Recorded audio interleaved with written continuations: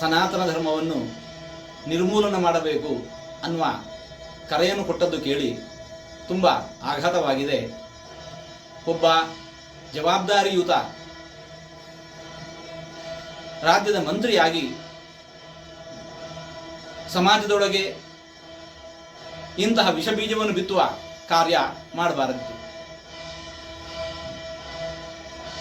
ಸನಾತನ ಧರ್ಮ ಶಬ್ದವೇ ಹೇಳೋದು, ಅದರ ಅರ್ಥ ಹೀಗಿದೆ: ಸದಾ ಕಾಲವೂ ಇರುವಂತಹದ್ದು. ಧರ್ಮ ಅನ್ನುವ ಶಬ್ದಕ್ಕರ್ಥ ನೋಡಿ, ಎಲ್ಲರೂ ಸುಖ ಸಂತೋಷದಿಂದ ಬದುಕಬೇಕು ಅಂತ ಬಯಸುವವರು. ಅದಕ್ಕೋಸ್ಕರ ನಾವು ಪ್ರಯತ್ನ ಪಡಬೇಕಾಗತ್ತೆ.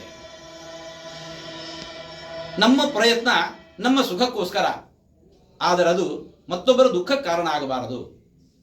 ಧಾರಣಾತ್ ಧರ್ಮ ಉಚ್ಯತೆ.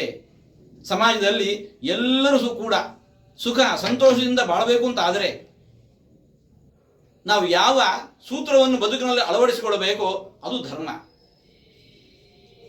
ನಮ್ಮ ಪ್ರಯತ್ನದಿಂದ ನಮಗೆ ಸುಖ ಆಗಬಹುದು, ಆದರೆ ಅಕ್ಕಪಕ್ಕದ ಮನೆಯವರಿಗೂ ಕೂಡ ದುಃಖ ಆಗಬಾರದು.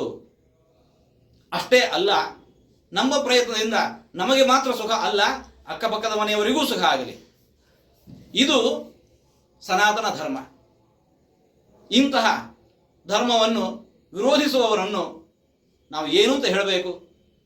ಹಾಗಾಗಿ ಇಂತಹ ಈ ಮಾತನ್ನು, ಸನಾತನ ಧರ್ಮವನ್ನು ವಿರೋಧಿಸಬೇಕು, ಅಷ್ಟೇ ಅಲ್ಲ ನಿರ್ಮೂಲನೆ ಮಾಡಬೇಕು ಅನ್ನುವ ಹೇಳಿಕೆ ಸಮಾಜದಲ್ಲಿ ಯಾರಿಗೂ ಕೂಡ ಸುಖ ಸಂತೋಷ ಇರಬಾರದು, ಎಲ್ಲರೂ ಕೂಡ ದುಃಖದಿಂದಿರಬೇಕು, ನಾನು ಹೇಗಿದ್ರೂ ಅದು ನಡೆಯುತ್ತೆ ಅನ್ನುವ ಮನೋಭಾವವನ್ನು ಸೂಚಿಸುತ್ತೆ.